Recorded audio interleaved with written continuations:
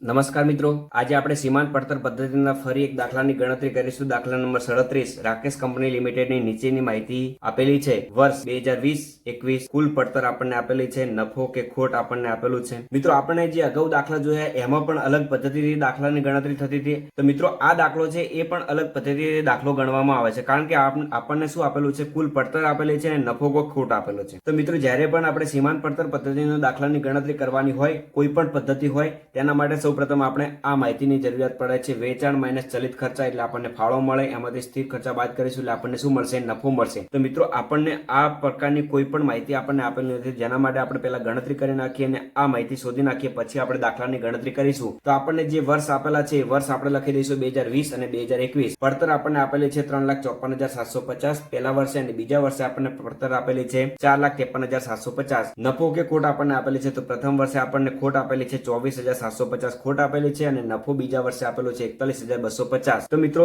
કુલ પડતરમાં આપણે નફો કે ખોટ પ્લસ માઇનસ કરીશું એટલે આપણને શું મળશે? વેચાણ મળશે. તો પડતરમાં નફો ઉમેરવામાં આવે ને ખોટ શું કરવામાં આવે? બાદ કરવામાં આવે, તો આપણને શું મળે? નફો મળે. તો પડતરમાં આપણે ખોટ બાદ કરીશું એટલે આપણને વેચાણ મળશે 3,30,000 રૂપિયા. 4,53,750 આપણને પડતર આપેલી છે, તેમાં આપણે નફો ઉમેરીશું 41,250 એટલે આપણને વેચાણ મળશે 4,95,000 રૂપિયા. મિત્રો, હવે આપણે આ માહિતી પરથી આપણે નફા જથ્થાનો ગુણોત્તરનું એક સૂત્ર છે, નફામાં ફેરફાર અને વેચાણમાં. તો મિત્રો, આપણે પહેલા નફામાં ફેરફાર શોધી નાખીએ અને વેચાણમાં ફેરફાર શોધી નાખીએ. તો અહીંયા આપણને ખોટ આપેલી છે 24,750, એનો મતલબ કે માઇનસમાં આન્સર છે. તો આપણે બીજા વર્ષે નફો થાય છે 41,250. તો નફામાં ફેરફાર કેટલો થયો? 66,000 રૂપિયાનો ફેરફાર થયો. વેચાણમાં ફેરફાર કેટલો થયો? પ્રથમ વર્ષે વેચાણ આપણને આપેલું છે 3,30,000, બીજા વર્ષે આપણને આપેલું છે 4,95,000. તો 4,95,000 માઇનસ 3,30,000 એટલે આપણને વેચાણમાં ફેરફાર કેટલું મળશે? 1,65,000 રૂપિયા. તો તેના પરથી આપણે નફા જથ્થાનો ગુણોત્તરની ગણતરી કરીએ તો નફા જથ્થાનો ગુણોત્તર બરાબર નફામાં ફેરફાર ભાગ્યા વેચાણમાં ફેરફાર ગુણ્યા 100. નફામાં ફેરફારનો જવાબ આપણને મળ્યો છે 66,000 રૂપિયા. વેચાણમાં ફેરફાર આપણને મળ્યો છે 1,65,000 રૂપિયા ગુણ્યા 100 એટલે આપણને નફા જથ્થાનો ગુણોત્તર મળશે 40%. તો મિત્રો, જ્યારે પણ આપણે આ પદ્ધતિ દાખલો ગણવાનો હોય ત્યારે આપણે જે ચાલુ વર્ષ હોય એની ગણતરી કરવી પડે. તો ચાલુ વર્ષ આપણું કયું કહેવાય છે? 2021 કહેવાય છે. તો 2021 ની માહિતી ધ્યાનમાં લેવી પડે છે. 2020 ની માહિતી ક્યારે ધ્યાનમાં લેવાની હોય? ફક્ત નફા જથ્થાનો ગુણોત્તર કરવો હોય ત્યારે આપણે પાછળના વર્ષની માહિતી ધ્યાનમાં લેવી પડે. આપણે અહીંયા 2021 ની માહિતી ધ્યાનમાં લઈશું. તો આપણને સૌપ્રથમ 2021 નું વેચાણ કેટલું મળ્યું છે? 4,95,000 રૂપિયા આપણને વેચાણ મળ્યું છે. હવે મિત્રો, આપણને ચલિત ખર્ચા પણ આપેલા નથી, ફાળો પણ આપેલો નથી, પણ ફાળાનો ગુણોત્તર આપણને મળ્યું છે. તો ફાળાનો ગુણોત્તર એટલે શું કહેવાય? નફા જથ્થાનો ગુણોત્તર કહેવાય. કેટલા ટકા છે? 40% છે. નફા જથ્થાનો ગુણોત્તર બરાબર ફાળો ભાગ્યા વેચાણ ગુણ્યા 100. જે આપણે પ્રથમ પદ્ધતિમાં જે સૂત્રનો ઉપયોગ કરતા હતા એ સૂત્ર આપણે અહીંયા મૂકવાનું છે. નફા જથ્થાનો ગુણોત્તર કેટલો મળ્યો? 40% મળ્યો છે. ફાળો આપણે શોધવાનું છે.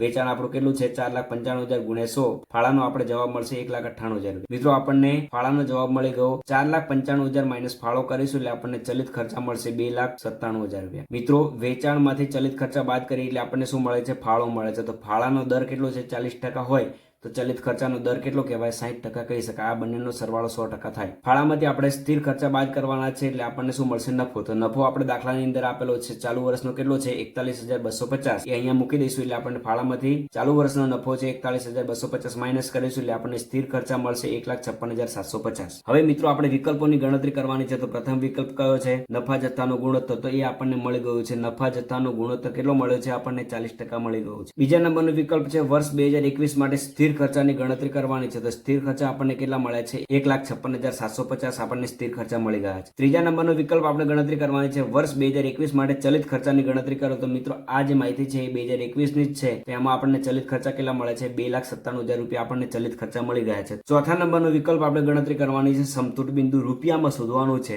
તો સમતૂર બિંદુ બરાબર સ્થિર ખર્ચ ભાગ્યા પીવી ગુણોત્તર ગુણ્યા 100. તો સ્થિર ખર્ચ આપણને કેટલા મળ્યા છે? 1,56,750 ભાગ્યા પીવી ગુણોત્તર આપણને કેટલો મળે છે? 40% ગુણ્યા 100 કરીશું એટલે આપણને સમતૂર બિંદુ મળશે 3,91,875 રૂપિયા. ત્યારબાદ મિત્રો, આપણે ગણતરી કરવાની છે પાંચમા નંબરનો વિકલ્પ વર્ષ 2021 માટે સલામતીનો ગાળો શોધો. સલામતીનો ગાળો બરાબર વેચાણ માઇનસ સમતૂર બિંદુ. તો વેચાણ આપણને કેટલું મળ્યું છે? 4,95,000 રૂપિયા આપણને વેચાણ મળ્યું છે. આમાંથી સમતૂર બિંદુ આપણે માઇનસ કરીશું 3,91,875 એટલે આપણને સલામતીનો ગાળો મળશે 1,03,125 રૂપિયા. પાંચમો વિકલ્પની આપણે ગણતરી પૂર્ણ થઈ ગઈ. હવે મિત્રો, છઠ્ઠા નંબરની વિકલ્પની ગણતરી કરીએ. ₹6,60,000 ના વેચાણે સંભવિત નફો શોધો. તો આપણે સંભવિત નફો શોધવાનો છે. તો એના માટે આપણને સંભવિત વેચાણ આપણને આપેલું છે 6,60,000 રૂપિયા. એ વેચાણ આપણે લખી દઈશું. એમાંથી ફાળાનો દર આપણને આગળ મળી ગયો છે. તો ફાળાનો દર કેટલો મળ્યો છે? 40% ફાળાનો દર મળેલો. 6,60,000 માઇનસ 40% ફાળાનો દર એટલે ફાળાનો જવાબ કેટલો મળશે? 2,64,000 રૂપિયા આપણને ફાળો મળશે. સ્થિર ખર્ચામાં આપણે કોઈ વધારે ઘટાડો કરવાનો નથી. સ્થિર ખર્ચ જે આપણને શરૂઆતમાં મળે છે એ ધ્યાનમાં લેવાના 1,56,750. એ સ્થિર ખર્ચ આપણે ફાળામાંથી બાદ કરીશું એટલે આપણને શું મળશે? સંભવિત નફો મળશે 1,07,250. 7મા નંબરના વિકલ્પની ગણતરી કરીએ. રૂપિયા 8,250 ની ખોટ હોય ત્યારે સંભવિત વેચાણની ગણતરી કરો. તો જરૂરી વેચાણ બરાબર સ્થિર ખર્ચા માઇનસ ખોટ. જો નફો હોય તો પ્લસ કરવાનું, ખોટ હોય તો શું કરવાનું? આપણે બાદ કરવાનું. અહીંયા આપણે સૂત્રની અંદર લખેલું છે કે નફો હોય તો ઉમેરો કરવો, ખોટ હોય તો બાદ કરવી. ભાગ્યા પીવી ગુણોત્તર. તો સ્થિર ખર્ચા આપણને દાખલાની અંદર શરૂઆતમાં જે મળે છે ધ્યાનમાં લેવાના 1,56,750 માઇનસ ખોટ આપણી કેટલી છે? 8,250 ની ખોટ હોય તો એ આપણે બાદ કરીશું. ભાગ્યા પીવી ગુણોત્તર આપણને શરૂઆતમાં જે દાખલામાં મળ્યું છે 40% એ ધ્યાનમાં લેવાનું. ભાગ્યા 40% કરીશું એટલે આપણને જરૂરી સંભવિત વેચાણ મળશે 3,71,250. હવે મિત્રો 8મા નંબરના વિકલ્પની ગણતરી કરવાની છે. 2022ના વર્ષમાં વેચાણની કિંમતમાં 25% ઘટાડો કરવામાં આવે અને 2021ના વર્ષ કરતા 1.5 ગણો નફો કમાવા માટે જરૂરી વેચાણની ગણતરી કરવાની છે. તો મિત્રો આના માટે પહેલા આપણે વેચાણ ધારવું પડે, કારણ કે આપણને વેચાણનું કોઈ રકમ આપણને આપેલી નથી. તો ધારો કે વેચાણ કિંમત કેટલી છે? 100 રૂપિયા છે. તેમાં ઘટાડો કેટલો કરવાનો છે? 25% ઘટાડો કરીશું તો આપણને નવું વેચાણ કેટલું મળશે? 75 રૂપિયા મળશે. અહીંયા આપણને વેચાણની કિંમતમાં ઘટાડો કરવાનું કીધું છે. ચલિત ખર્ચમાં કોઈ વધારો ઘટાડો કરવાનો નથી. જો એકમોમાં વધારો ઘટાડો કરવાનો હોય તો ચલિત ખર્ચમાં પણ વધારો ઘટાડો થાય. અહીંયા આપણને ચલિત ખર્ચ બાદ કરવાનું છે. તો ચલિત ખર્ચ કેટલું હતું? આપણને 60% મળેલું હતું. તો એ 60% આપણે કોના લેવાના? 100 ના 60% એટલે 60 રૂપિયા થશે. એટલે આપણને શું મળશે? ફાળો મળશે 15 રૂપિયા. 75 માઇનસ 60 બરાબર 15 રૂપિયા આપણને ફાળો મળશે. હવે મિત્રો આપણે નફા જથ્થાની ગુણોત્તરની ગણતરી કરીએ, કારણ કે આપણે જરૂરી વેચાણ શોધવા માટે નફા જથ્થાના ગુણોત્તરની જરૂરિયાત પડે છે. તો નફા જથ્થાનો ગુણોત્તર બરાબર ફાળો ભાગ્યા વેચાણ ગુણ્યા 100. ફાળો આપણને કેટલો મળે? 15 રૂપિયા. વેચાણ કેટલું છે? 75 ગુણ્યા 100 એટલે નફા જથ્થાનો ગુણોત્તર મળશે 20%. હવે મિત્રો આગળ શું કહ્યું છે આપણને? 2021ના વર્ષ કરતા 1.5 ગણો નફો કમાવા માટે જરૂરી વેચાણ શોધવાનું છે. તો એના માટે આપણે પહેલા જૂનું વેચાણ લઈએ. તો 2021માં કેટલું છે? 41,250 છે. એનાથી 1.5 ગણો નફો છે. તો નવો અપેક્ષિત નફો બરાબર 41,250 ગુણ્યા 1.5 ગણો એટલે નવો નફો આપણને મળશે 61,875 રૂપિયા. મિત્રો હવે આપણે જરૂરી વેચાણ શોધવાનું છે. તો જરૂરી વેચાણ બરાબર સ્થિર ખર્ચા વત્તા અપેક્ષિત નફો ભાગ્યા પીવી ગુણોત્તર ગુણ્યા 100 એટલે આપણને શું મળશે? જરૂરી વેચાણ મળશે. સ્થિર ખર્ચા આપણને દાખલામાં કેટલા આપેલા છે? જે શરૂઆતમાં આપણે જે માહિતીમાં સ્થિર ખર્ચા મળે છે એ ધ્યાનમાં લેવાના છે 1,56,750 વત્તા અપેક્ષિત નફાનો જવાબ આપણને મળ્યો છે 61,875 રૂપિયા ભાગ્યા પીવી ગુણોત્તર આપણને દાખલામાં મળે છે 20% ગુણ્યા 100 એટલે આપણને જરૂરી વેચાણ મળશે 10,93,125 રૂપિયા. મિત્રો આ દાખલો સૌરાષ્ટ્ર યુનિવર્સિટીમાં 2016માં પૂછવામાં આવેલો હતો. તો મિત્રો આ વિડીયો તમને સારો લાગે તો વિડીયોને લાઈક કરો, શેર કરો અને ચેનલને સબસ્ક્રાઇબ કરો. Thank you.